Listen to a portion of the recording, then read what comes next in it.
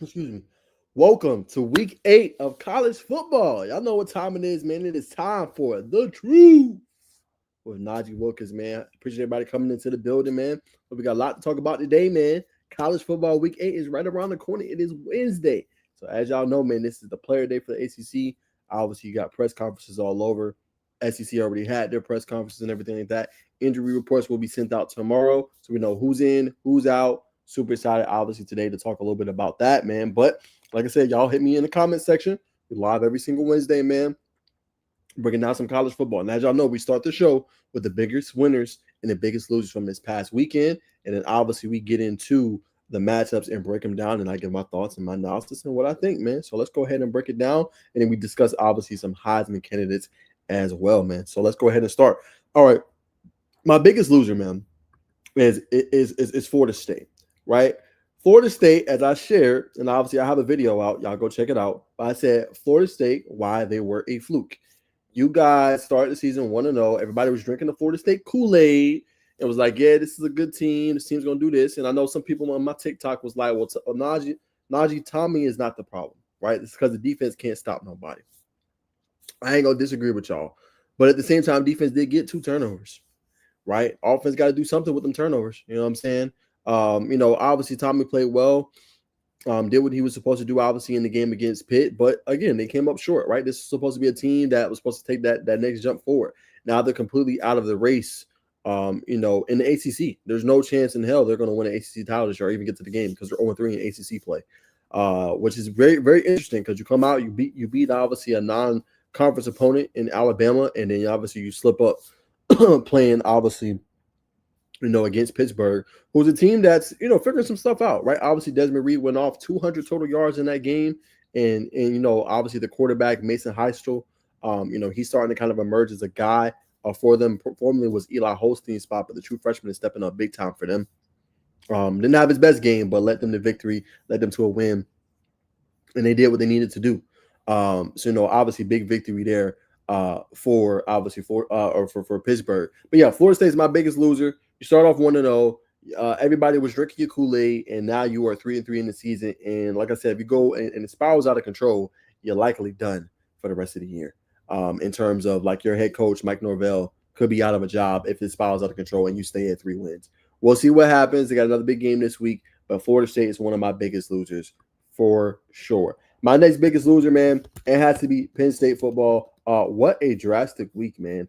And it showed you what's going on currently right now in college football. And it's sad. It's unfortunate, but it's the reality of what college football is right now. You have to win, and you have to win for a long period of time. And it's crazy to think last year this team was in a quarterfinal, going to obviously college football playoff last year. And it was practically pretty much, as On3 puts it, natty or bust for this Penn State football program. And sometimes that's fair expectation, sometimes it's not. But this was a team that's supposed to take that step forward, y'all. You have everything you need, right? You have a Katron Allen. You have a Nicholas Singleton. You had Drew Aller. You went into the portal and got Trevor Pena, who wanted more money and left Syracuse, right? You have a good defensive line. You got true freshmen stepping up. This team was supposed to be way better than what it was. I think it's unfair to have the head coach as a scapegoat here. I think Drew Aller has regressed. I think they didn't get enough from certain area positions that affected them, and the offense wasn't firing on all cylinders. It simply just wasn't, and that affected their play, right? Again, go back to the last game, 6-9 for 35 yards and an interception before obviously the season-ending injury for Drew Aller, right? And this was a guy that was said last year was the number 1 overall pick, right? That was said. That he's the number 1 overall pick, in the draft if he went into it. And I don't see that. Now, will he get drafted? Maybe he will, but at best he's a project. And it's unfortunate for Penn State. It's unfortunate for Nittany Lions because this is not what they expected. It's not how they expected their season to go, but that is the reality of the situation when it comes to the Nittany Lions. Didn't get it done, natty or bust, and administration has moved on. Now, will you get a better coach than a James Franklin? I don't know. Right? I don't know if you're going to get a better coach than James Franklin, excuse me, currently as it is in college football. Manny Diaz's name has been obviously floated around. You've had names like Kirk Cignetti floated around. and things like that. So we'll see what happens at the end of the day. But I think it's very interesting in a team that has regressed and taken that step back compared to where they were last year. And just unfortunate situation, man. 3 consecutive losses cost them a job, and obviously now they move on and will play Iowa this week. So those are my 2 biggest losers for sure. Penn State and definitely Florida State. 2 teams that I think really lost a lot this week and are in trouble. Major trouble. Now, one of the big winners this week has to be the Hoosiers. I like what they were able to do in the game, obviously going against Oregon on the road. Right? People don't realize how difficult that is to win on the road in a hostile environment in college football. But that is just what Indiana did, obviously, in that game on the road, playing up against Oregon, a really good football team, forcing 2 turnovers against Dante Moore. Fernando Mendoza didn't have his best game, but they did enough plays. And the defensive front for Indiana was really good in that game, right? They took away rushing lanes. They made it tough to run the football in between the tackles. This team looks very complete. They got Elijah Surratt. They got a lot of pieces, obviously, that can get open on the outside, and they beat a really good Oregon football team. And now we know Indiana's for real. Indiana was not a fluke last year. Everything in front of them. And then when you look at the schedule, y'all, just tell me who are you really scared of moving forward, right? Obviously, we're at the midway point of the college football season, and they have 5 games left. Who scares you on the schedule? People will say, "Oh, well, UCLA's playing well with Nico Amaliava." Them going on the road and upsetting Indiana, I just don't see it. Now, the one game you may say is Maryland because Malik Washington and what they've been able to do offensively, but he's a true freshman. You know what I'm saying? Will he be ready for that big stage? Other than that, Penn State, we've seen how they looked. Wisconsin, we've seen how they look in Purdue. All winnable games for Indiana. So I don't really see a blimp or somewhere where they're going to stumble. So this team is in the driver's seat. They've handled their business, did what they're supposed to do, and they showed they're one of the best teams and that they can compete for a national championship this year. So they're one of my biggest winners for sure. Obviously, a top team in college football. My next one has to be obviously this football team, and it is the USC Trojans, man. Massive win for them. They took their lumps early in this conference and picked up a massive win, obviously, over Michigan this past weekend, guys. Keep this stat. 224 rushing yards, obviously behind King Miller, who had 158 of those, and they shut down the rushing attack for Michigan, only 109 yards on 31 carries. That is getting it done if obviously you are USC, right? And sometimes people question their physicality and their defense if they can get stops. They did definitely enough in that one. Obviously, let them down a little bit against Illinois, but now you see USC can be a problem, and they're a team that you have to pay more attention to. And what did I say back weeks ago for Notre Dame? I said USC has to be ranked if they're going to have a chance to get into the college football playoff. They are ranked at number 20, only 1 loss this year. They are in a good position. So if you're Notre Dame, you handle business, you should be good to go. We'll talk about it in our games a little bit later. But nonetheless, massive game for both teams coming up this weekend, man. But USC is one of my winners from this past week. So I did want to put that out there.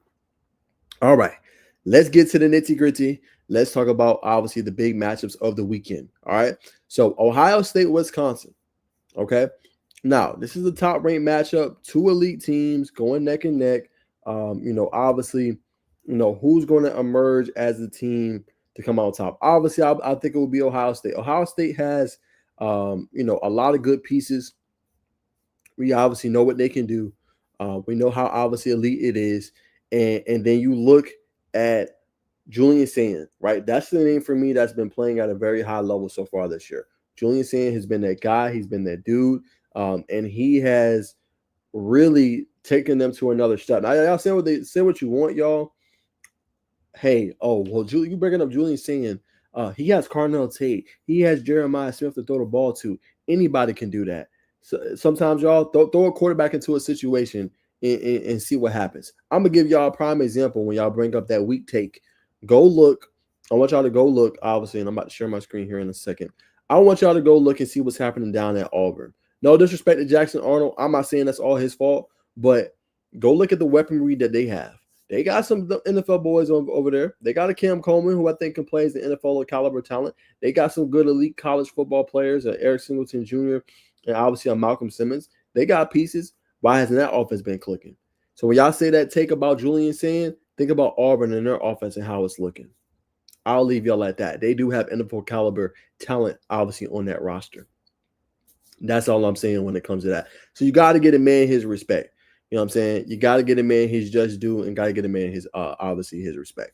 So I wanted to point that out here today as well, man. Give Julian Sayin his respect. But when it comes down to obviously Ohio State and Wisconsin, a couple things you got to watch out for in this game, right? Ohio State's doing good so far, 10-game winning streak. They have one of the nation's best defenses.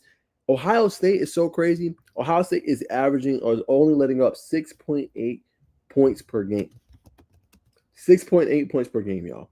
So you talk about a team that's dialed in. You look at their defense with Sonny Styles, Avery Reese, like two possibly first-round draft picks next year come April.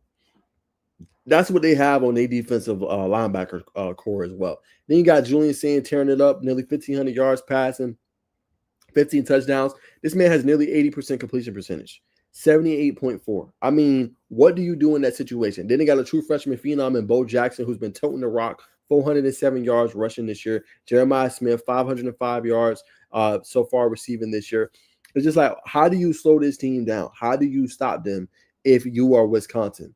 You know what I'm saying? You obviously got good pieces. Daryl Peterson with a couple sacks this year. Christian Aguilera with 42 tackles. But how do you slow down a prolific offense if you're Wisconsin? I just don't see it. I think they'll be able to get after them. Wisconsin struggled against Alabama. They struggled all year. They're 2-4 for a reason. Ohio State has too much firepower in this one for Wisconsin to mess with, man. So I don't see an upset. Bar anything unforeseen, it would have to be something drastic or early turnovers or a bad game from Julian Sayin or like I said, 3 or 4 turnovers back to back. That is the only way in hell that Wisconsin has a chance to win this game. Other than that, I got obviously Ohio State coming on top. I think they bum rush them. They're favored by 26.5 according to the line.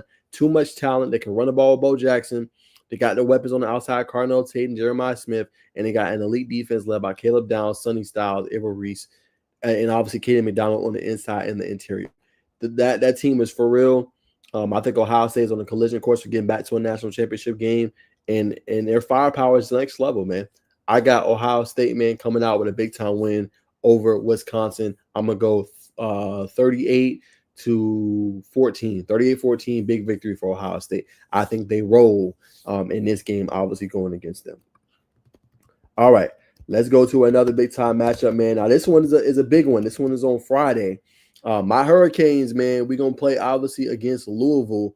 You know what I'm saying? A major game for us to see if we can obviously come out on top. So, when I think of this matchup, like, I just want my Hurricanes to get up. You know what I'm saying? I don't want us to be sleeping on Louisville. Louisville's a good team. They're 4-1 on the year. We know how formidable they can obviously be. You know what I'm saying? But the name that catches my eye is Chris Bell. Right now, our defense is a lot better. You got Jacoby Thomas, who's playing at a good level. Bryce Fitzgerald, the true freshman, who's on the All-American list for 0-3. He's been playing at a high level so far this year. But you have to be able to watch out for Chris Bell. And you can't let Miller Moss stand back there, take pictures, call his girlfriend, holler at his family, right? You got to be able to get pressure. And that's where Messendor comes in. That's where, obviously, Ruben Bain comes in, who I think will be a top 5 overall draft pick next April. That's where those guys come in. You got to get pressure in this game. And what I want from my Hurricanes, do not let off the gas pedal. Do not let off the gas pedal, okay? We did that against Florida State. The boys got back in the game late. Yes, we was up 28-3, but do not let up, right? Keep your foot on their neck. Keep your foot on their throats the whole game. Don't mess around with Louisville, right? Everything's in front of us. We got a favorable schedule pretty much the rest of the way. A couple games in there, like obviously, okay, we got to watch out for. But for my Hurricanes, do what we need to do, okay? Do what we need to do. Slow down the run. Pressure Miller Moss. Do not stand back there and let him cook you with a Chris Bell. All right? I don't want to see that. You know what I'm saying? We're too talented. The secondaries has improved. I want to see us handle the business. Period. That's where I stand, though. But like I said, I feel good about my Hurricanes. I feel like we're going to come out on top. Look, the rest of our schedule, Stanford, SMU, Syracuse, NC State, Virginia Tech, Pittsburgh. The only game that might worry me a little bit is the NC State game. I was just a tad bit worried about that one a little bit. And maybe the last game on the road at Pittsburgh with their audience, obviously after Thanksgiving, that's the kind of a game you're going to have to be ready. If not, you might get hit in the mouth. Other than that, I feel good about our schedule. I feel like we're going to beat Louisville. I know what Louisville has at the table. Like I said, I'm respecting Miller Moss, which is why I said our defensive front has to play very good this year. When we obviously are on Friday when we play them, because if not, it can be a long day, right? It can be a long day. So we got to make sure we pressure Miller Moss. Don't let him get in the rhythm early. You know what I'm saying? Make it difficult, disguise different looks, you know what I'm saying? And just do what we need to do, you know what I'm saying, offensively in this game. But he has shown if you pressure him, he could be a little turnover prone, right? Already has 4 interceptions this year. If we can pressure him, good. Do not let Keywan Brown or Isaac Brown, don't let them boys get off. They're a dynamic duo there in the backfield for the Cardinals. Let them boys cook, you're gonna get cooked. So that's what we got to slow down, pressure him, and don't, let Chris Bell, who's one of the best receivers in the ACC, get going early in that game. But I'm going my Hurricanes, man. 31-17 victory at home against Louisville. They come out on top. I'm going with my Miami Hurricanes for, obviously, the victory, man. So I'm rolling with them. All right, let's keep rolling. Okay, Coach Johnny might follow me. Nice. All right, let's keep rolling, man. Let's hit the next game. Obviously, talk about Louisville, Miami. All right, man. The nitty gritty. Let's get it. LSU, man, versus Vanderbilt, right? A massive game for both teams, okay? Vanderbilt, you're coming off a bye, right? You're coming off a bye. You're taking that ugly loss that you took, obviously, to Alabama on the road. Offense struggled, you know what I'm saying? So you got to play at a high level. And for you, it starts with getting the running game involved. Get the running game going. We know how good Diego Pavia is. We know the moxie that he has. You got to get him going in the rhythm early if you're the Vanderbilt and you're the Commodores, right? You can't be sitting back there and what Alabama did a good job of was pressuring him, making him uncomfortable, taking away his first look and his first read. That was a season low for them on an offense that was rolling, right? Mind you, this offense scored 70 points against Georgia State. Okay, so that offense was rolling. They scored 45, 44, 31, 70, 55. Alabama held them boys to 14 points. Okay, so that says a lot. He's facing another elite defense on Saturday against LSU, right? LSU is the creme de la creme. You know what I'm saying? They're along with Alabama, a really good football team. You know what I'm saying? So in this one, the key to victory for Vanderbilt is you lean on Diego Pavia and lean on the running game a little bit with the RPO action, right? Cedric Alexander has been having a good year for them. He's a leading rusher. Besides Pavia, has more yards. Alexander has obviously more touchdowns with 5. Lean on him a little bit in the ground game and let him cook. And see if you can get some of these guys involved, like a Malachi Young. You know what I'm saying? Senior. He's averaging 10 yards a carry this season. Get him involved, right? Make it easy. And then when the shots is there, take your shots down the field if you Pavia. Find Eli Stowers. You know what I'm saying? Find Sherrill. Find some of these guys and get the ball to them in the open space for the victory. But I think for Vanderbilt, you got to get out to a fast start. You can't play around with LSU because I think even on the road, if LSU gets out to obviously a good start, then it could be tough for them to come back. But the crazy thing is, I think Vanderbilt has a slight advantage in terms of the favorite in this game over LSU. And it starts with Garrett Nussmeier has to play better. You know what I'm saying? They have to protect the football. He has 4 interceptions in SEC games this year. 4. And this is why I told y'all last year I wasn't the highest on Garrett Nussmeier. Everyone's like, oh, he's the best quarterback in the SEC. He's better than this guy. He's better than that guy. He's better than that guy. And he has not shown up for them. This team, even though they're top 10, LSU really should be a national contender. LSU should be a top 3 team in the country right now, if we're being 100% honest. And we have not seen that in this game.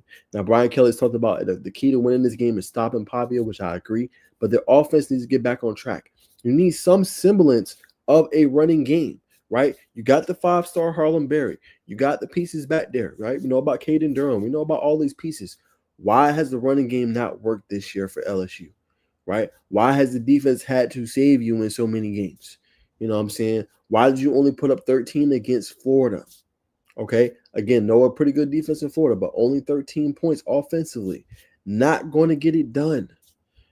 So I want to see, can they finally put together an offensive game? Now, Alabama didn't really get to go into the 4th quarter of that game and pulled away late, but I want to see LSU get it going. Can Aaron Anderson and those guys and those weapons be able to get open, be able to, find their quarterback and be able to get big plays down the field, big chunk explosive plays, right? That's going to be big in this game if LSU wants a chance, right? Because if LSU, you do got a defense that'll keep you in the game. But same thing as Vanderbilt. You don't want to start off slow. You start off slow, it makes it harder for you. And you need your quarterback, as I said earlier in the open, to stop turning over the football. That's going to be massive for the Tigers in this game, But nonetheless, I'm going to roll with LSU. I believe in the Tigers. I like their defense. I like Monsieur Delane, true freshman DJ Pickett, Whit Weeks, Patrick Payton. I like these pieces they got defensively. You're going to be in any game. The offense just has to get it going earlier, and it cannot be a slow start. Or you can find yourself quickly down 14-0 or 21-0. But I'm going to go LSU. Close game. I don't think this will be a blowout. I'm going to go 34-27 win for LSU. They escape, obviously, from Nashville with a victory over Vanderbilt Commodores, handing them their second consecutive loss. I'm going with the Tigers. All right. Next game I'm super excited about is this one right here, man. Ole Miss versus Georgia. Say it with me. Georgia. I can't wait, man. This is going to be the game. I've talked to some people. Some people is rolling with Ole Miss in this game. Now, my biggest question, and I always tell y'all, is can Lane Kiffin win the big game, right? We've said it for years. It's like they're always in position. They're always having big seasons. I think 6-0 in the year so far this year. But they can never win the game they're supposed to win. Now, it's tough because you're playing a good Georgia team. Y'all know how I feel about Georgia, right? And I said, obviously, in my post this week, I said, I don't think Georgia wins the SEC championship game. Now, some people got them slipping up in this game against Ole Miss. I got Texas giving Georgia their second loss of the year, right? Now, this would be a tough time to get the second loss early against Ole Miss. But they going with QB1 in Trinidad Chambliss, right? He has to protect the football better. He has to play better, right? But you can't tell me for Ole Miss, your offense doesn't look better with him at the helm over Austin Simmons, who has struggled mightily this year. Your offense looks precipitously better, right? With him at the helm and him at the front. We know about the pieces you got, obviously, on the back end. You know what I'm saying? We know your downfield threats down the field, and we know you can run the rock too. We know about Caden Lee and what he can do with the ball in his hands. You know what I'm saying? We know how explosive he is with his yards after catch ability. You know what I'm saying? We know all that. But it's always these type of games, Ole Miss lose, and then it spirals out of control. You know what I'm saying? And we don't want to see that. Like I said, Chambliss has done good this year. 1,286 yards passing and 12 touchdowns so far this year.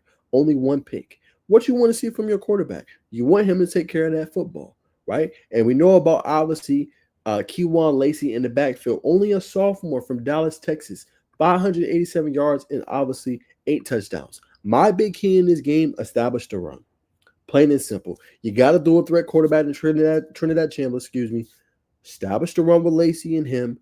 Use a dual threat RPO. Hit over the top with your receivers, Wallace III, Caden Lee, Darryl White, or D. Wright, Alexander, Hilton Deuce Alexander, and hit the explosives on Georgia. That's going to be your only chance, because if Georgia can go and they can pin their ears back, what is C.J. Allen, what is Quintavious Johnson, with obviously the pieces they have that can rush the passer, good damn luck. Good luck. Because they pinning their ears back, and then they going and getting the ball back to their offense. And Gunnar Stockton can run that system in the game he can run with all the weapons that they have, despite a lot of the injuries they suffered this year offensively. We know the offensive line is potent, despite having true freshmen in there and Juan Gassett and a Dontrell Glover. It doesn't matter, right? Georgia is a top-tier offensive line in the country. So it starts with Ole Miss.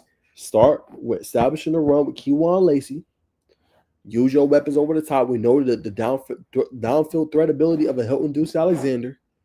Go along with, obviously, a Caden Lee and a Wallace III. And you should be able to come out on top in this game, because you also have a very formidable front defensively as well. You know what I'm saying? But this is another one. How do you answer a punch in the mouth if you Ole Miss? Because it's going to happen. Whether it's early in the game or it's later in the game. How do you handle a punch in the mouth?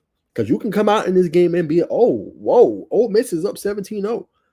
But then Georgia comes back. Georgia might be the most resilient team in college football.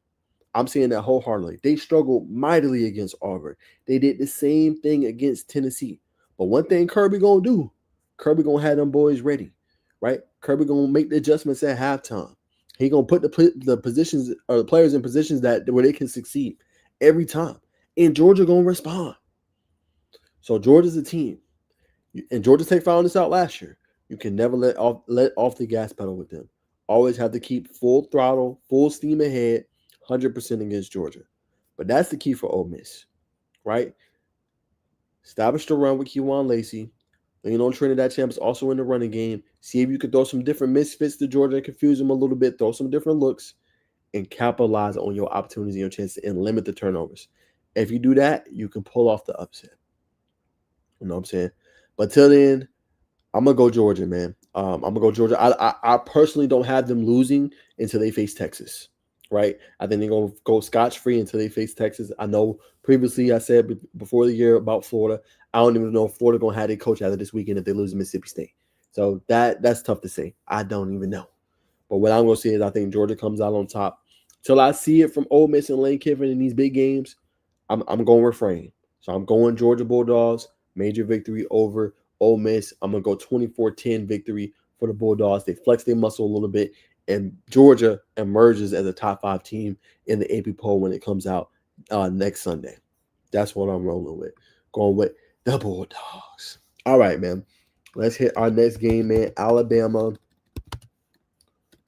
Oh, forgive me. Alabama versus Tennessee. Man, a game I'm actually excited about, and there's been a lot of talk about this game. We've had press clippings from Nick Saban that has literally said in this game, like, my boys was getting up more, and I'm paraphrasing by the way. My boys get up more for Tennessee than they was getting up for Auburn.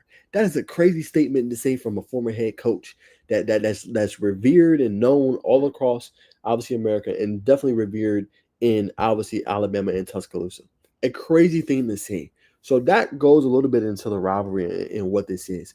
But mind you, Tennessee has not won in Tuscaloosa since 03, right? Not a place they win very much, okay? And I am concerned, and I'm going to put this out here. I am concerned about the defense, right? I am concerned about the defense. I don't think Jermod McCoy is returning yet. Let me make sure before I say that he is not. Okay, hold on. They gave us an update. Give me one sec, y'all. Let me actually share the screen so y'all can see what I'm looking at. I just want to see if he's playing because I'm not sure if he is or not. I was hoping to have him back by the Arkansas game. That wasn't the case. There remains no title for possible return. This is exactly what you want to hear as he will make this room a lot better. Okay, this to give me nothing. Yeah, I mean, it's a hard question to ask. He's well each and every way. Young guys, even Cole's in his first year, so he's doing well. Yeah, so it looks like he's not playing from this report via SI. I hope to have him back. It wasn't the case. It remains no timetable for possible return. So yeah, he's not playing in this game. All right. So obviously, there you go. Right. Jermod's not playing, but overall, what I'm trying to say is this Tennessee defense is struggling a little bit, and it's not bereft of talent. It's not bereft of guys back there. Right. You have the pieces you need, but they're not stopping people. You got a Joshua Joseph. You have a Jackson Moore. You have a Davin Hobbs, Arian Carter, who I think is one of the best linebackers in the country. You got Colton Hood, who's going to probably be a first round draft pick. You got obviously a Boo Carter, another top guy as well on the back end. You got the pieces. Why are you allowing so many yards? That's my concern with Tennessee. They allow too many yards. They allow too many explosives, man. This defense should be way better than what it is. And you facing another creme de la creme, right? That receiving core for Alabama is the truth. Isaiah Horton, Jeremy Bernard, and Ryan Williams. Good luck, right? Now, Bernard gets a lot of the touches. Ryan Williams, we know, is an explosive player down the field threat, and we know Isaiah Horton's kind of your in-between the middle guy. High catch radius, things like that. What's your answer for that? Right? Now, I believe in Colton Hood. I believe in Boo Carter, but he's still giving up too many explosives. And you facing a hot quarterback who's one of the best in the nation right now, Heisman candidate, who had 200 yards and 3 touchdowns on the road against Missouri in a big-time win on the road, obviously, for the Crimson Tide. He's playing with a lot of confidence currently as it is right now. Takes care of the football, just one interception, 1,678 passing yards, and 16 touchdowns this year, right? So that's kind of my concern. And then, you know, if you do get the ball back, let's say your defense plays better. Can you put up points offensively? Can you not let LT Overton destroy a game? Now, one bright spot for Tennessee has been their offensive line, right? Led by obviously Lance Hurd. You got obviously Jesse Perry, who's playing really good.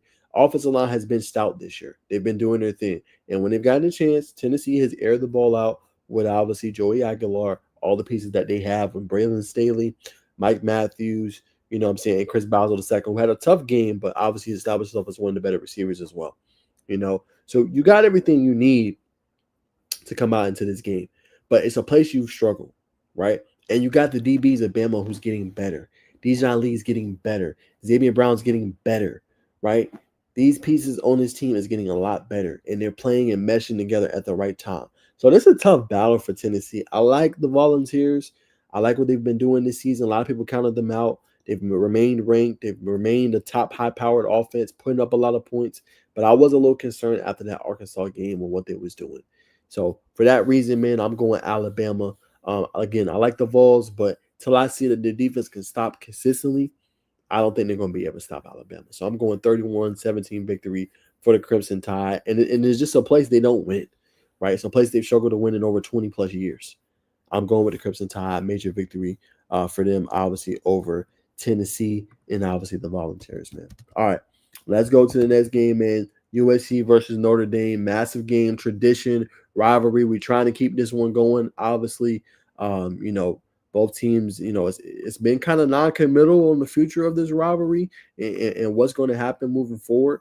But this is one I'm excited for. And I said, and I've been saying, this is a game Notre Dame needed for USC to be ranked. It's going to go a long way for them in what they want to do in the conference because they struggled out the gate early with them early losses, right?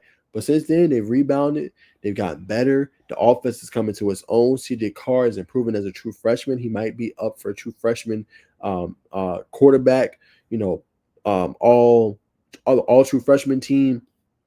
You know what I'm saying? He's emerging, you know, and at the right time, right? Malachi Fields, Jordan Faison got the weapons. We know about the two-headed monster in the backfield, Jadarian Price, you know what I'm saying? Jeremiah Love, always highly graded. Defense is playing better, but again, I am a little worried because USC, their offense has been playing at a rock star level. Jaden Mayava has been a great addition to this team. He's been stepping up big. He has nearly 2,000 yards passing. He's one of the top passers in NCAA football right now. Nearly 1,900 yards and 18 touchdowns this year. And Mekhi Lemon is that dude. He's a dog. It's like you don't have the same secondary you had last year. Yes, you got a couple pieces still there, but it's not the same secondary. What is your game plan to slow Mekhi Lemon down? Because if you don't have a plan to slow him down, he's going to eat you alive. And when I say alive, I mean alive. So what plan do you have to slow him down? And then the problem is for this game, for Notre Dame, they have quick strike ability. So you can go down, put a 10-play, 12-play drive together with Jeremiah Love and tire out, wear out the defense. They can go right back down the field and score in 3-4 plays, right? That's how potent and explosive this team is, okay? So I want to see what they're able to do here. Notre Dame does have one of the top rush defenses in the country, but this is going to be a team that airs the ball out for USC. You got to have a plan for Mekhi Lemon. You got to have a plan for Jacoby Lane, or they're going to eat you alive. You know what I'm saying? But the good thing for Notre Dame is the pass defense for USC has not been that good this year, right? So you know you lean on Jeremiah Love, you lean on Jadarian Price, you get the run game going early, you should be able to hit them weapons down the field with CJ Carr, who's getting better and better, right? They ranked 98th in the country in pass defense this year. Tells you all you need to know. It's a tough matchup, you know what I'm saying? But till I see USC do it consistently, they did beat Michigan, which was a big win. They did do the nail biter to Illinois. I'm going to go with Notre Dame Fighting Irish in this one. I think they should be able to come out on top, get a big-time victory over, obviously, the Trojans, and be able to come out on top. I'm going to go 21-10 victory for Notre Dame. I think they'll be able to come out on top in a heavily contested matchup. Starts off very defensive, lights it up in the second half. I'm going with the Fighting Irish.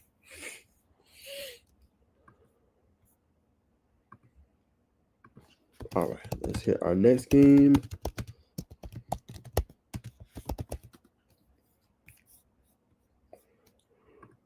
All right, y'all. Here we go. Texas Tech versus Arizona State. All right, big game for both teams, man. Texas Tech's the real deal, right? And they're saying that they got one of the top players on that defensive line, of Romello Height, who could be a top draft pick come this time next year, right? A marquee matchup, right? Because Arizona State, you was ranked last week. You didn't have your quarterback Sam leave it, right? You had Jeff Sims inserted in there, and your offense struggled. You got whooped last week on the road, right, when you played Utah.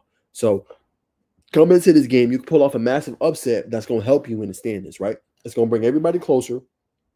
I think the lone undefeated team, and I'm gonna pull up the Big 12 standings here a little bit. I think it's BYU. If I'm not mistaken in that conference, I think BYU is the lone undefeated team. But let me find out.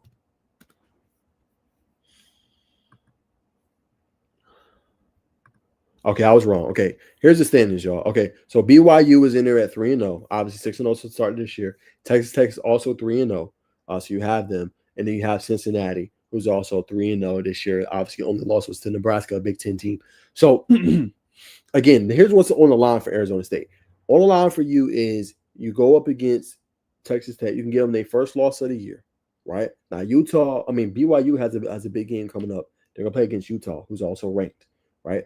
So things are coming up, major matchups. So if you Arizona State, you still got a chance at getting to obviously a Big 12 championship, right? Because remember, it's not going by your record. Going by your record and seeing if you're a good team, that's going to be the CFP. But getting into that championship game that gives you an auto bid into the tournament, into the dance, is conference record. So you can control that by knocking off Texas Tech and kind of ruffling some feathers up. Now, it's not going to be easy because they're on a 6-game winning streak as it is right now. But that's where things kind of stand in the Big 12. So it's a massive game for both teams at 4 p.m. And a lot of people are going to be tuned into this game because whoever comes out on top is going to do a lot for themselves and getting into, obviously, that Big 12 championship. Okay? Now, when we look at this game, we know that Texas Tech has an elite offense.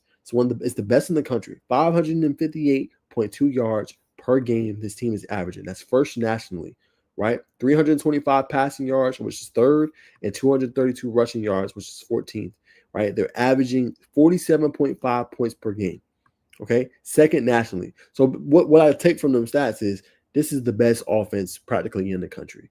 They're tough to slow down. It's a Big 12 offense, and you have to be able to try to turn the ball over. Good luck with that against a Texas Tech team, okay? So that's the key there, right? You got Brandon Morton, who is also – it's not being talked about a lot. He's not being mentioned in Heisman conversations, but he's having a Big 12 or all Big 12 caliber season. 1,800 yards passing and 20 touchdowns.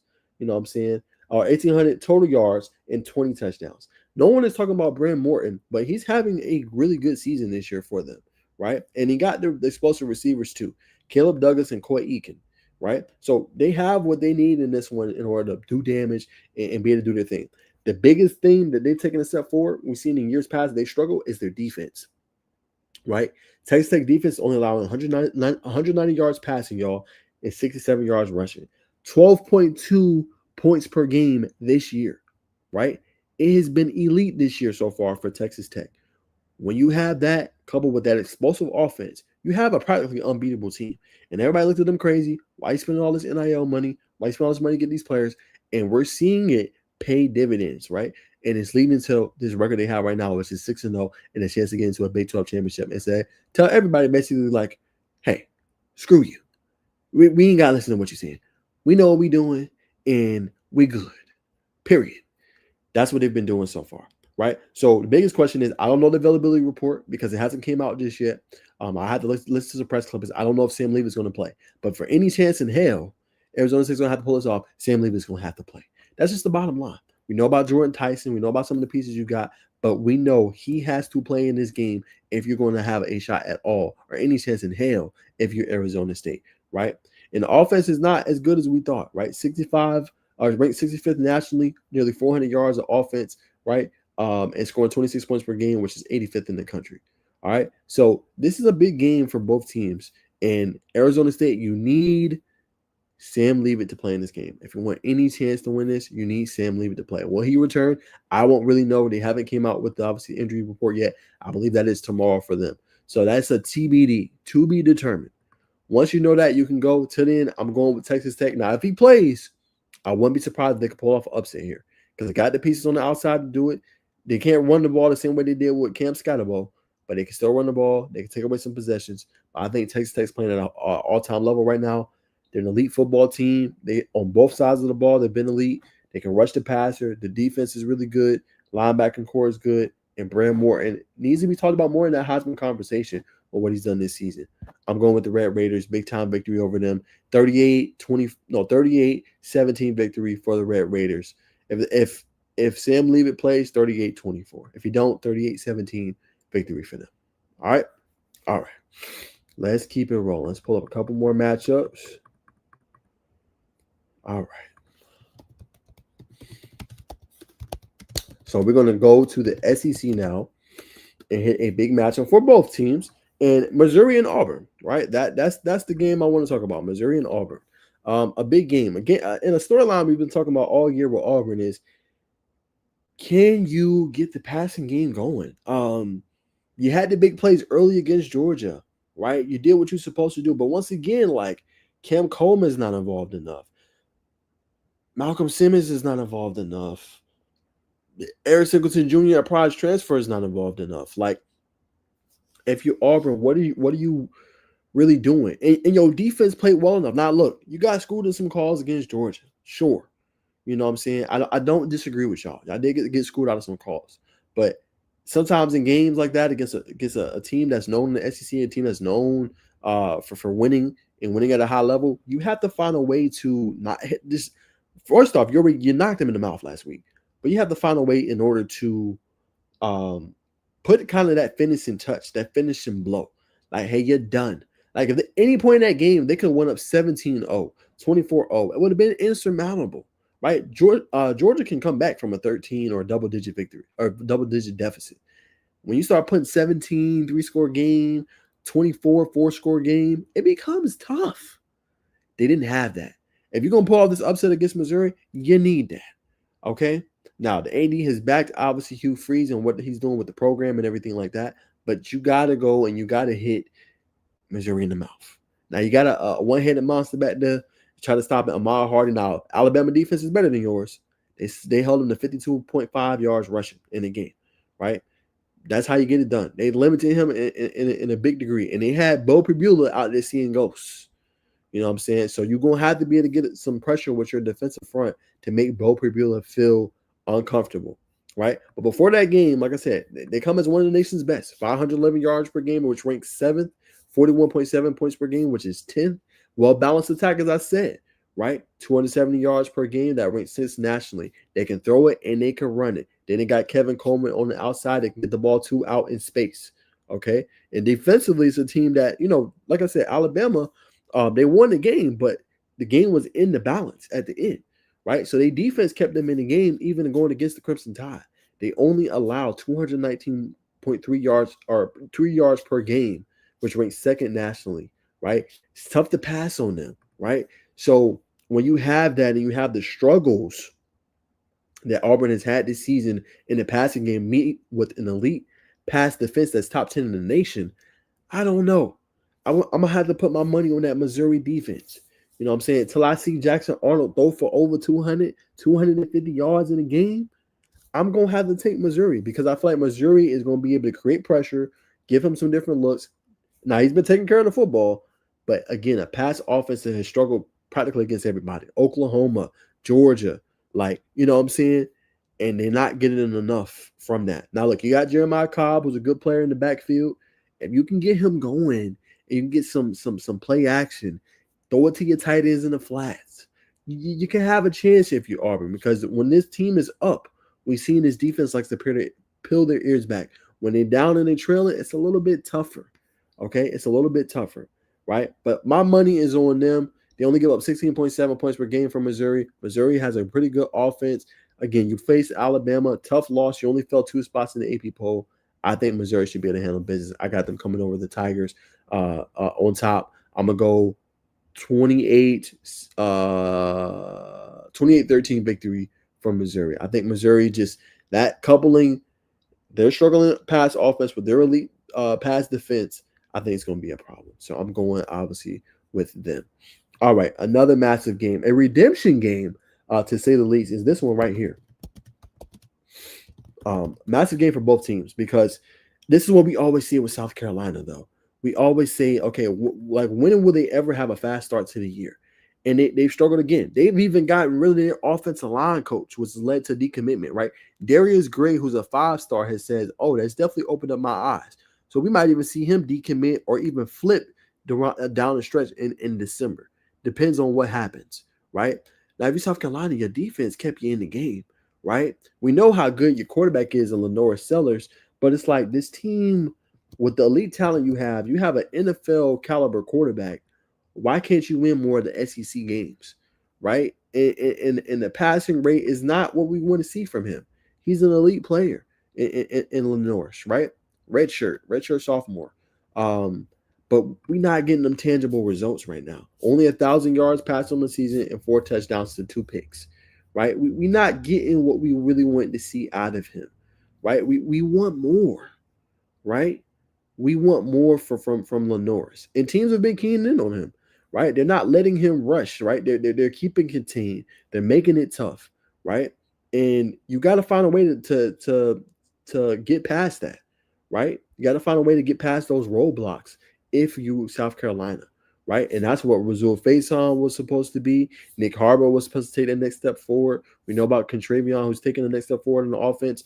But this is a big game for South Carolina. You need this game. I'm not gonna lie. I'm not saying Shane Beamer's job is on the line. That's not what I'm saying. But you need something to give that Gamecock family, that Gamecock nation, something to cheer about, something to be excited about. And you showed some glimpses against LSU, but it has to be better, right? Only 124 yards through the air. The last 2 games against Kentucky, of all people, we know they're not a good football team, and LSU, who's a pretty good football team, you've had under 200 yards passing with an elite talent like a Lenore Sellers. That makes no sense. That's baffling to me. You know what I'm saying? It's absolutely baffling. That has to be better, right? And then on the other side is Oklahoma, right? You're the Sooners. How do you rebound? You got hit in the mouth by your rival, right? Your Heisman candidate quarterback seen his Heisman odds dip after his performance. 3 interceptions, right? We know defensively you got one of the best units too. You know what I'm saying? As we talked about with Missouri and several other teams in the SEC, they're number 1 right now in total defense. Okay, 211.2 yards per game. They don't give it up. You know what I'm saying? So we know you got everything you need. At this point, we know Mateer is the guy. It comes down to his health. How healthy is John Mateer in this game? Did he come back too early? Right? And last week really messed up his stat line because he was doing good. Now he has 6 touchdowns and 6 interceptions on the year, which don't look like Heisman numbers. Okay, but he's been your leading rusher this year for the most part, right? Can you get production outside of him in a running game, right? Can Torrey Blakelock step up for you, right? Can you get more of him because you're putting so much on him, and I think that's why he got injured in the first place. Like it takes a toll. It takes a toll. Can you surround enough around him in order to help him where he don't have to put all that on him and he can just get back there, throw the football, do what he needs to do in order to lead this offense? We're going to see. It's a massive, massive game for them, right? And another key metric I want to talk about is the turnover margin, right? Say what you want about South Carolina, but they have, for the most part, been taking care of the football. They are a +6 this year, which is 8th nationally. Oklahoma is a -7, which is 129th nationally. So that's a big edge in this game to see who turns over the football and who doesn't, right? Now, obviously, it's going to be skewed a little bit with the 3 interceptions you had against Texas and stuff like that. But a massive game, got to take care of the football. Cannot turn over to the level that you were if you're Oklahoma. We know about your defensive front. We know how good your defense can be. They're going to keep you in games, right? Texas still struggle. I think Arch Manning might have had 160 yards passing. I think. Maybe 166.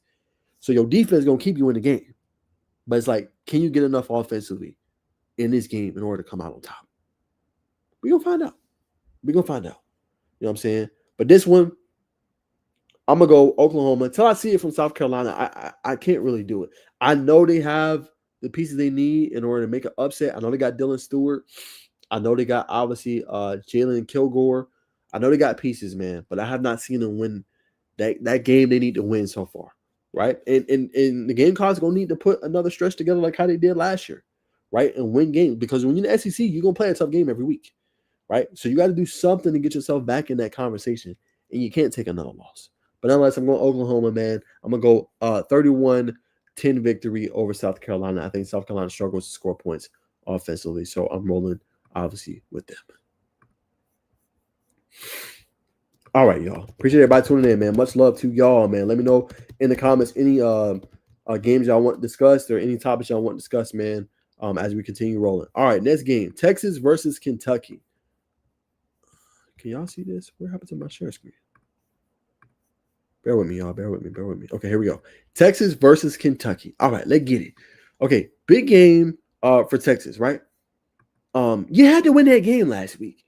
You had to beat that team, okay? Bottom line, you had to beat your rival Oklahoma, okay? If you want any chance in hell of getting to a CFP, all right? Now everything's out in front of you, right? You only got one loss in the SEC, which is to Florida, right? And your other loss is to the number one team in the country, right?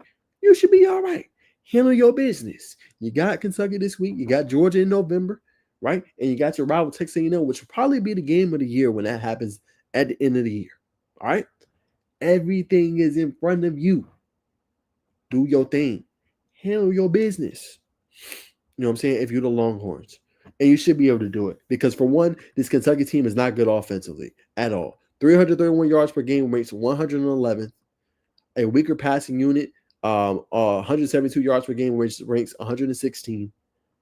Rushing, they're okay. 159 yards per game, which is 67th. Cutter Boley, he has 627 yards passing, 4 touchdowns and 3 interceptions. That tells me he's turnover prone. You know what I'm saying? With that Texas defense, as we've seen, shut down a John Mateer, obviously in a neutral site, in a neutral field, held them boys to 6 points and had 3 interceptions, tells me that Texas should be able to handle their business in this game. You should be able to slow them down. The biggest threat for you is Seth McGowan. On the ground, 431 yards rushing and 7 touchdowns. Slow him the hell down, okay? If you Texas, you got to find a way to be able to do that. If you can slow him the hell down, you got a shot if you're the Longhorns. Bottom line, all right? That's the big key, because I think, obviously, with the quarterback, Boley, he going to give you opportunities in that game to do that. And offensively, Arch, this should be your breakout game. I ain't going to lie. This should be your breakout game. This team gives up 402 yards per game through the air. You know what I'm saying? Or yards per game, right? This is not a good defensive unit at all. You should ball. You should cook. I know your weapons ain't the same in years past. You got Parker Livingstone, Ryan Wingo, who's supposed to be that sophomore that's supposed to take that step forward this year that hasn't really done that. But you should be able to get cooking, get yourself right, being able to get your ingredients, get them going. You know what I'm saying? Get that pot roast. Get it going. You should be able to do that in the game if you're Arch Manning. Get it cooking against Kentucky, one of the worst defenses in the country. Definitely one of the worst in the SEC. No excuses in this one if you're Arch Manning and you're Texas. You should roll. I got a 41-10 victory for Texas Longhorns in this game. You should be able to blow them out. They're not on your level at all. Kentucky is not on your level. Do what you need to do. Handle your business. Handle your business. Come out on top. Should be able to win this one pretty handily. I'm going with the Longhorns.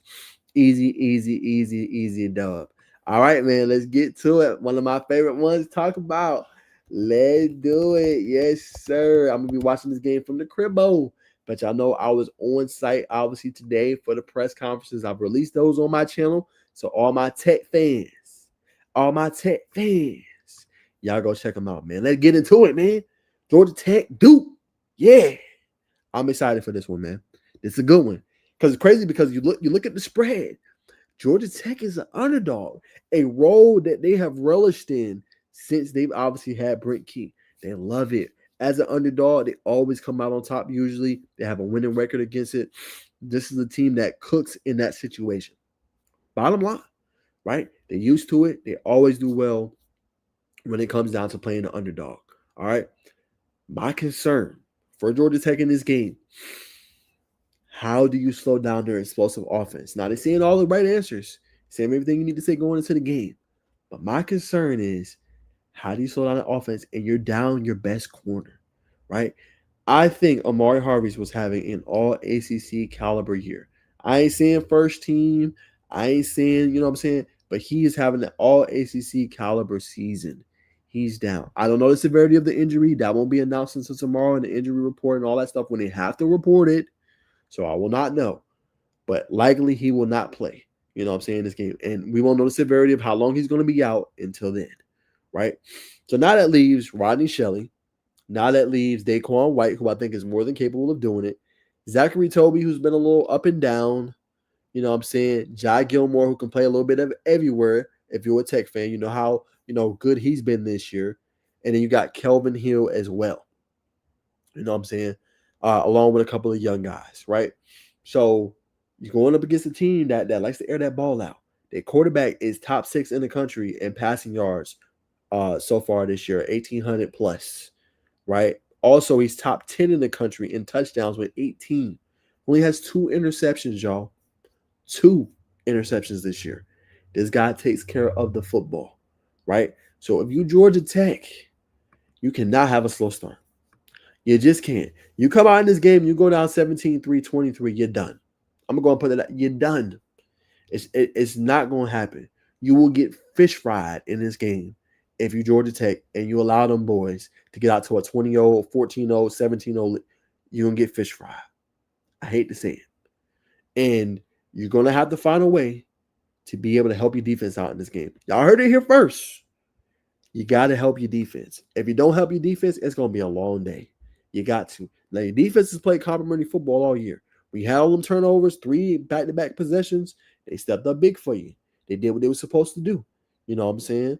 They got the ball back to you. You don't even relinquish 7 points against Colorado, right? When you were struggling against Wake Forest, you know what I'm saying? They kept you within the game. 2 possession, 1 possession. Kept you in the game. You need your offense to get out to a quick start. Now, I don't know if that's leaning on Malachi Hosley more. I don't know if it's getting Isaiah Kenyon more involved. A player that I've highlighted that you'll hear later in my SI article is Luke Harpring. 3 catches, 39 yards. He's stepping up big for them. He possesses that physicality, his yak ability. You got to get going early. So if they try to sell out and stop the run, lean on Luke Harpring. Isaiah Kenyon, who's a 50-50 contested ball catcher, right? Haynes King's another guy. That you can lean on in this game. You got to find a way to be able to get past some of the roadblocks. You cannot have a slow start. You just can't. You know what I'm saying? Or it's going to be a long day, right? And if you're Georgia Tech and you a team that's for real, these are games you got to win, right? And you got to have a plan for Nate Shepard on defense, right? 447 yards, 4 touchdowns this year. True freshman taking over for Star Thomas, who's now at Tennessee. You got to be able to slow him down some and make it tough. You know what I'm saying? And you got to be able to guard and plaster receivers defensively. You know what I'm saying? That's going to be key for Georgia Tech. Starting to a fast start, getting your weapons involved, and being able not to let this offense get cooking. And even if you get an early lead, keep your foot on their neck. Because this is a team, it only take 1, 2, 3 plays, and they right back in it. You can be up 21-0. Oh, blink. Oh, it's 21-14. Oh, well, what happened? Yeah, Duke is that good. The offense is that good. Now, where you got a little bit of a trepidation and where you can take advantage of, their defense ain't that good. Now, one thing they do have defensive that's good is the defensive front. Anthony Vincent Jr. is tough. 6.5 sacks. He's top, I think, 6 in the nation right now. One of the top leaders in the ACC. You're going to have to block him. You need your offensive line with Malachi Carney, Keelan Rutledge, Harrison Moore, you know what I'm saying, Ethan McKinney. You need them to block. You know what I'm saying? But Georgia Tech, you got one of the top offenses. Top 20 offense in the country. You know what I'm saying? Top rushing offense, I think top 13 in the country. You got one of the most well-balanced units in the country. Lean on that in that one and hit your big plays down the field. If Eric Rivers is running open, you got to be able to hit on that play. If Isaiah Kenyon is running open with a deep post or deep crosser, you got to hit on your big plays in this game. All right? So I'm going Georgia Tech. We're going to win over Duke. I know that's against the grain. I know a lot of people are taking Duke in this game to upset Georgia Tech. I get it. Explosive offense, really good quarterback. But I think their defense is a little susceptible. Georgia Tech, get off to a fast start. Put this game on cruise control. You should be able to come out on top and move to 7-0. First time since 1966. I'm going with the Yellow Jackets in this one. Close game. Yellow Jackets pull away. Third, fourth quarter-ish.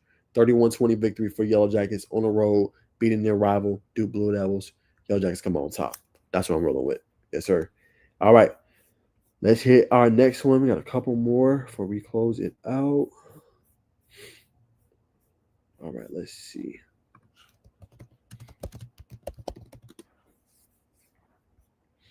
All right. SMU Clemson.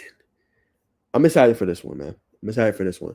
Clemson, what we said 2 weeks ago, just find a way to get back to 3-3, right? That was the big discussion. Find a way to get back to 3-3 on the year. You've done that. You ran roughshod over obviously North Carolina, beat the crap out of them boys on the road in obviously North Carolina, and then you beat Boston College pretty good as well, right? Offense right now is a kind of a middle of the pack unit, top 56 nationally with 408 total yards per game, right? Rushing attack not necessarily the best that it's been in years past to help kind of offset 99th ranked nationally, 130 yards per game, but we know you got the pieces, man. SMU should be in the conversation with you. You got it, Adam Randall, TJ, no, that's defense. TJ Moore, right? Brian Wesco, you know what I'm saying? You got pieces in there. Antonio Williams, you should be able to handle business because SMU defense ain't that good. It just ain't. Now you do got an offense that can hang tough with you, right? Top unit, 405 yards per game offensively, ranked 61st in the nation. You know, rushing yards average, a little bit below average, 127 yards per game. You know what I'm saying? But the defense ain't good, right? Yards per game allowed, 423.2, giving up 315.8 yards per game. Your offense should ball in this game. That's the bottom line. You got too many pieces, too many weapons, and your defensive front should be able to pin their ears back and go get the quarterback. TJ Parker, NFL talent. You know what I'm saying? He's a guy. Peter Woods, NFL talent. All of them should be able to get after the quarterback in this one. And yo defensive backs should be able to get those lollipop balls against Kevin Jennings, right? Your Khalil Barnes of the world, your Avion Terrells, they should do what they need to do in this game to come out on top. Okay? So if you Clemson, we're on the rushing attack. Let K come and hit his receivers down the field. Throw some little trickery in there. Let your defense pin his ears back. You should be able to come out on top in this one if you're the Clemson Tigers. All right. SMU just ain't as good of a team as they were last year, right? Last year they were good, but they're playing now a tougher ACC slate, tougher teams in the conference. I don't think their defense is going to be able to handle it. Barring anything unforeseen and barring anything out of the ordinary, Clemson should roll against SMU. So I got Tigers, man, 38-14 victory over SMU. They should roll. SMU, like I said, a team that's played well, done their thing, you know what I'm saying, but they can't stop nobody. When you can't stop nobody, you're in a world of trouble. I'm going with Clemson Tigers in that one. All right, let's find our next game.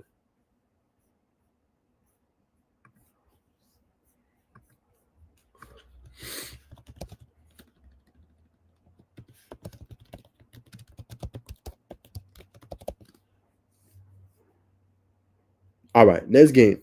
Pittsburgh and Syracuse. All right.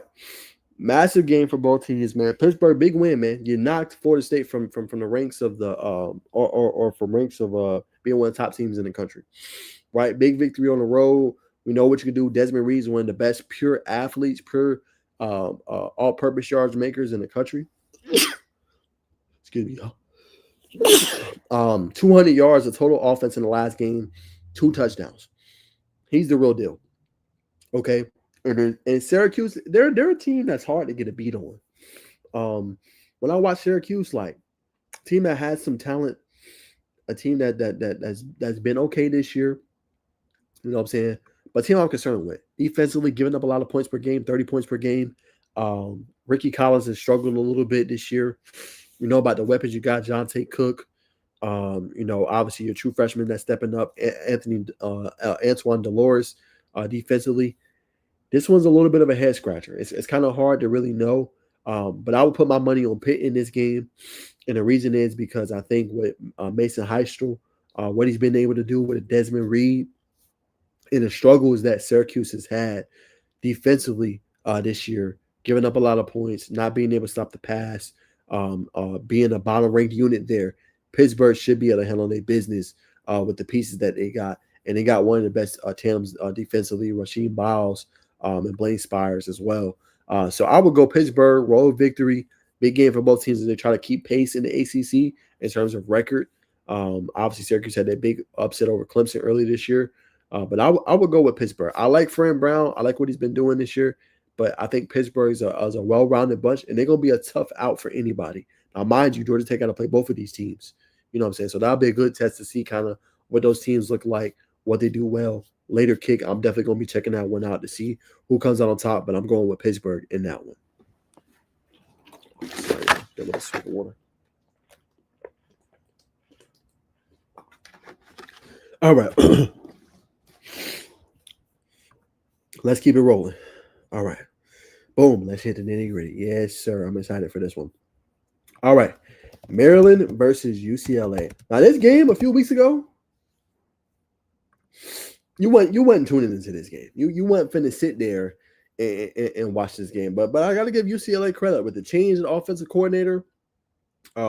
This is a team that definitely has you on the radar, right? Nico has been playing some better football here recently. He's been slinging the ball at a high level, and he's been doing what he needs to do for the Bruins. Again, ugly start to the year, man.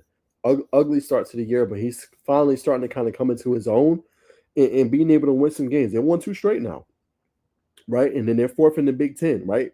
Crazy enough, y'all gonna look at me crazy. They're 2-1 in the Big Ten. All them games they lost, Utah, UCLA, or Utah, UNLV, New Mexico, Northwestern, obviously was a Big Ten loss. But those first 3, those weren't Big Ten games. So they didn't really matter in the grand scheme of things, right? So they still got everything in front of them, right? They can be 4 losses, and then you could mess around find this team in the Big Ten conversation. Now, for them to do that, their slate is ridiculous, right? They obviously going to play Maryland this week.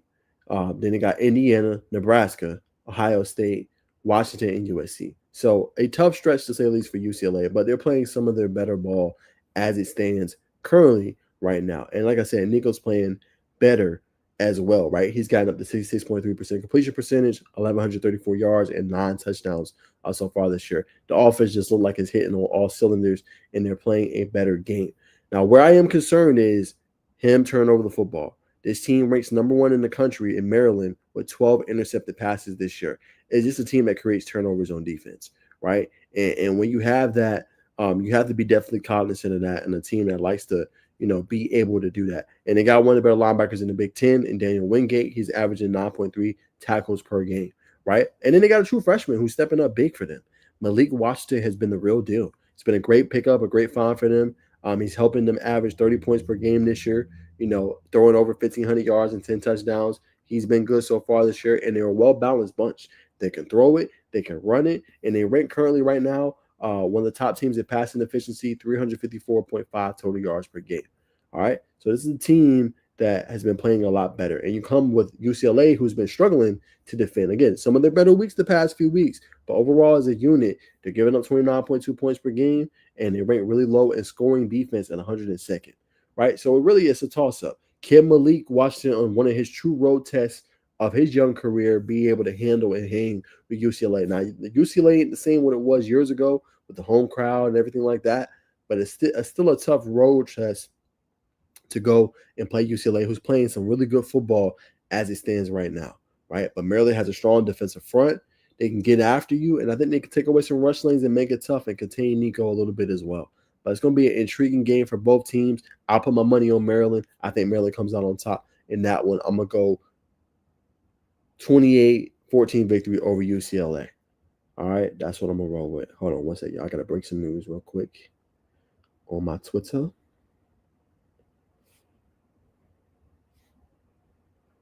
What did Hayes? Hayes is always breaking something. Y'all bear with me, man. I know I'm live on the show. I'm about to break some news. Y'all bear with me right now. It's about a recruit. One second. Oh, Mari Dorsey's announcing it November 1st. Interesting. Okay.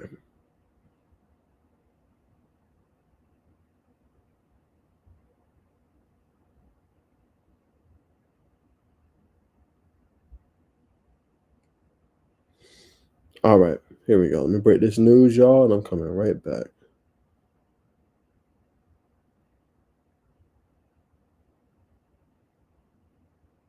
All right, this player just hit me too.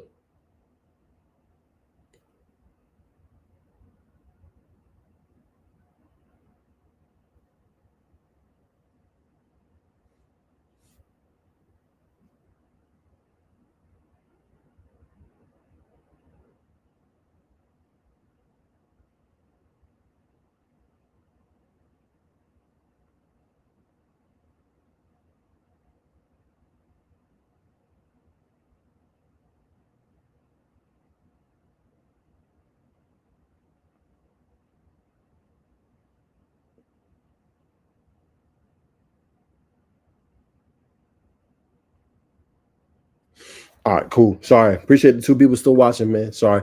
Breaking some news, man. Kid is committing to Citadel, by the way. I know that's probably not um, great news. Like I said, y'all, I'm growing, I'm learning. But yeah, I wanted to obviously break down that real quick. But appreciate y'all bearing with me, man, in this process.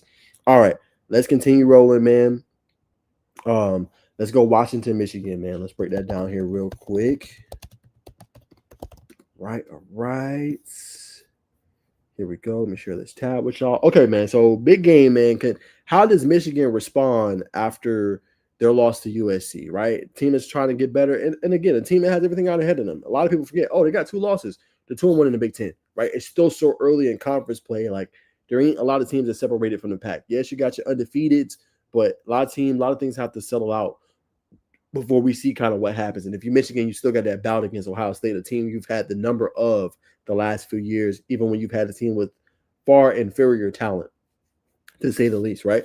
But you go against Washington Huskies, they're playing pretty good so far, but you're at home, right? So you got to handle business. First, it starts with getting Justice Haynes going, right? Struggled in the last game, it shut him down. You got to get him going because that helps out your offense. And you need to lean on your quarterback a little bit more. Open it up for a Bryce Underwood, right? Open it up a little bit. I know the weapons ain't separating a lot. I know you need other pieces to help step you out. But you got to open up the game a little bit and being able to allow him to venture and throw the ball down the field. Involve him in the running game a little bit more as well. We know how lethal he can be, when it's time. And we know your defense is going to keep you in games. It's one of the stingiest teams in the country. A team that's only allowing, I think, 7 points per game, right? So they're going to keep you in it. You know what I'm saying? They're going to be able to keep you in the game and shut down opposing offenses, right? Now, it was uncharacteristic, allowing 224 yards rushing and 265 yards in through the air. But USC has one of the best offenses in the country. Kyle Lemage, Kobe Lane, we talked about Jada Mayava. That's one of the most elite offenses in the country. Don't argue with me, argue with your mom on that one. That's just the truth, right? But how do you respond if you Michigan at home? Defense, is going to be a lot better. They're going to make the corrections. They're going to make the mistakes. But you have to find a way to be able to get the ball, score, run it with Justice Haynes, get Bryce Underwood going in a rhythm, and let your defense pin his ears back. We know they're going to flow to the football. We know they're going to go fast, try to slow down the run. We know how good this team can be. You know what I'm saying? So that's what you got to do if you're Michigan in this game, if you want a chance to come out, obviously, on top, right? And then Washington's a team underrated, right? Playing really good this season. Really like what their offense is doing. Big time win over Rutgers, 579 yards of total offense, 177 yards on the ground. Jonah Coleman is going to be the name to watch there. Leads the nation with 111 rushing touchdowns, 12 total per game. And Desmond Williams has been a name that has continued to step up this year in terms of their program and what they're doing, right? And his maturation obviously has been really good. And again, like I said, Huskies team flying on the radar, but playing at obviously a high level, and like I said, Williams 10 touchdowns, 1,600 yards passing. Guy that has been playing at a really good level so far this year. So again, it ain't gonna be easy. He spreads the ball around, right? But you need your quarterback. You need Michigan. If you're the Wolverines, to not turn over the ball, lean on your defense, set up the run, air the ball out. Do not let Williams get cooking early, because if you do, and him and Coleman get going, can be a problem early in that game, and got to create some pressure on that offensive line. But I'm going with Michigan. They get back in this game here in Washington. Their second loss. Defensive game in this one, 21-14, close victory for obviously the Wolverines in that one. All right, man. Almost done with the show. Let's hit Utah, BYU, man. This is a massive game for both teams. Obviously, and who comes out, on top. Two really good teams. I like BYU. Bear Buckmeyer didn't have his best game this past week. You know what I'm saying? And has to play better, right? Has to play better, in that, didn't have his best game, but definitely, you got weapons on the outside, and you got one of the better backs in Big 12 and LJ Martin, right? LJ Martin has been good so far this year. He's ranked 5th nationally in yards after contact. What does that mean for those that don't watch football? Yards after contact, when they get that initial push and that pressure, and they all up in you, all up on you. You know what I'm saying? Can you continue to run the ball at a high level? LJ Martin's been able to do that. He's been able to do that, obviously, at a high level, to say the least, man. So that's a guy that you have to account for if you're the Utah Utes, you know what I'm saying, and being able to slow him down. Now, we've seen, Obviously, Devon Dampier, he's given us glimpses, right? We've seen him play at a high level. We've seen him struggle. We've seen him come up big last week when they played against Arizona State. He's giving you a little bit of everything, right? 71.5% completion percentage. You know what I'm saying? And his dual threat ability will be a challenge for BYU in this game. And obviously, Utah is the favorite in this one to come out on top. But this feels like this is going to be a gritty game, right? High scoring potentially. We know what BYU can do through the air. We know about Darian Alexander on the back end for them. And we know how the defense has played this year, right? So two really good teams, two teams that got really explosive offenses, two obviously that's from Utah that is playing at a high level currently as it is right now. But this one is going to give the early state claim of who's going to battle or who's going to have the chance to match up against Texas Tech potentially, right? Because when you have two teams that have really good offenses, what defense is going to get the stop, right? That's what it comes down to. What defense is going to get the stop? Who's going to get the early turnover to tie the momentum, right? Who's going to be able to do that in this game? You know, so it's going to be interesting to see that one. And if Utah, can you slow down that ground and pound attack with an LJ Martin, right? We're going to have to find out. Two good teams, though. Really awesome game, late night. I'm going to watch it, 8 p.m. kick. That should be a good one to see who's going to be the team that can challenge maybe a Texas Tech. I'm going BYU, though, at home. I believe in Bear Buckmeyer. That was a great pickup they got. Obviously, everything that's going on with obviously Retzlaff, he left to go to Tulane. Ryder Lyons not coming back for another year after taking his trip. You know, whenever he comes in, I got Utah coming on top of that one. Big victory for the Cougars. I'm going to go 34-31. I think this is a back and forth offensive affair, a true Big 12 showdown between two really good teams that comes down to the wire. Close victory for BYU. BYU ends up moving up a couple spots in the AP poll standings after this victory. That's who I'm rolling with, man. All right, last but not least, man, we got one more big one. We're going to do a group of five. I told you I'm going to do at least one matchup. You know, if it's multiple matchups, I'll do it, but at least one big matchup, and it's Memphis and UAB. Now, UAB is obviously dealt with a little bit of turmoil. They fired their head coach, right? Trent Dilfer is no longer there anymore. He got fired. They've moved on. You know, and obviously, you know, offensively, it's a person to watch for will be Solomon Beebe. He's a weapon all over the field for them. Plays, you know, different positions and just a weapon. 119 all-purpose yards so far this year for him. 12th nationally in that category so far. You know, so a guy that's playing obviously at a high level. Memphis is playing really good. They got a star defensive back and Chris Bracey, who's playing really good, starting his career at UAB. He's going to be looking to get his get back. You know, he's really good and stout on the defensive front. And Memphis, you got a good quarterback as well that can air the ball out. So Memphis, you know, you in that conversation with the Navy, who's not ranked so far, but they're undefeated. You got Navy, you got Memphis, and you got South Florida, all trying to vie for a shot into a college football playoff spot. So three teams trying to vie for that. UAB, they're probably going to be playing with an extra edge with losing their head coach, Trent Dilfer, who's gone. A team that's, you know, obviously going to have more eyes on it now after that happened. But a team that you should be able to defeat if you're Memphis, right? A team that you should be able to handle business against, right? Because you're gearing up if you're the Memphis Tigers and you got a big game coming up against USF, right? That's next weekend, Saturday at noon. It's going to tell us a lot about what's going to happen, like I said, in that group of five position. So if you Memphis, handle your business. Obviously, USF is not USF. UAB is an inferior team, so handle your business on the road. Do what you need to do. You're 6-0 so far. You've handled business against everybody. You're scoring a lot of points, and your quarterback, Lewis, has been pretty stellar this year. 68.2% completion percentage. Obviously, he has 8 touchdowns so far this year. You should be able to handle the business, and you got a good rushing attack. Lewis has 425 yards rushing this year, 7 touchdowns, and you obviously got Sutton Smith, who's been really good junior running back for you, 6 touchdowns, 454 yards rushing. I go with Memphis in this one, 41-10 over UAB. All right, so those are the predictions.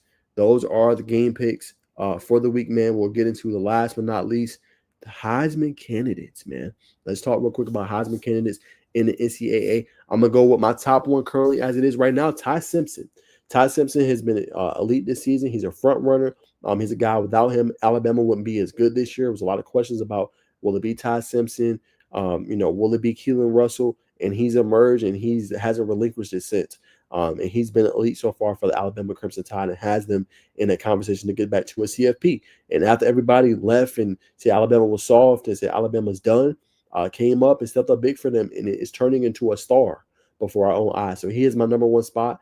Top 6 team in the country. I think if they pick up another win this weekend over Tennessee, they'll move up some more, probably top 4, top 3, even with the loss. He's been explosive. He's been elite this year. So he's my top guy. Then next, I'm going to go with Carson Beck over Fernando Mendoza. I like what he's been able to do coming off a bye week, but you got to handle business, right? I talked about it earlier with Louisville, a team that's coming in looking to throw a wrench into your season, right? You got a favorable schedule down the stretch of Miami. You got, I think, Pittsburgh in there you're closing with. You got favorable opponents, Virginia Tech. You should be able to handle your business. But his play the last few weeks has been really good, especially against Florida State. 4 touchdowns, 2 apiece, 1 to C.J. Daniels, 1 to obviously Malachi Tony.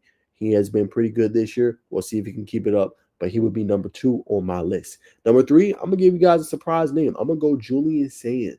I like what he's been able to do, man. 78.4% completion percentage, as we talked about earlier in the show, led Ohio State to an undefeated record, throwing the ball at a high level, getting the ball to his receivers, and he just quietly continues to just play ball. Play ball.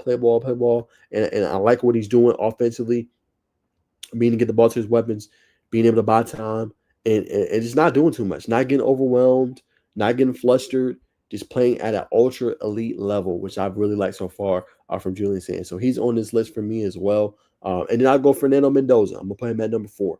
I know everyone's like, well, it's between Simpson and Mendoza. Look, Mendoza didn't have his best game against Oregon, but his complementary pieces around him stepped up big. Is he having a good year? Yes. But also, you got to think about the game that he just played. Wasn't the best game, but again, you take the victory over Oregon. A really good defense. They won the game.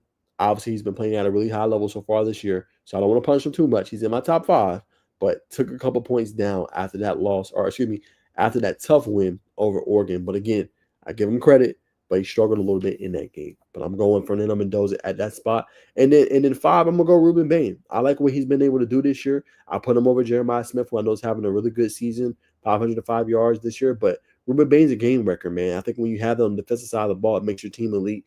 It makes your team really good. And what he can do, taking over games, getting forced fumbles, getting the ball back to the offense, his impact has been invaluable for the Hurricanes this year, and the reason why we are so good. So, yes, I put Carson Beck above him, but I put Ruben Bain in that combo as well. And then my outsider, basically, I see you, Jaden Mayava, man. Now, if he can pull off another big victory on the road and they can go and beat a Notre Dame team and pretty much knock them out of the standings, because if they lose it, there'll be 3 losses. They're pretty much done. He's definitely going to move up in my rankings. But he's a player. Hey, keep your eye on. Let's see what he's able to do. Jaden Mayava, man. But that's going to do it for today's show. The Truth with Najeh Wilkins. Hope you guys enjoyed me breaking down all these matchups. I will post everything later on in the show. But thanks everybody for tuning in. I will see y'all in the next one, man. Enjoy the rest of y'all Wednesday night. Peace.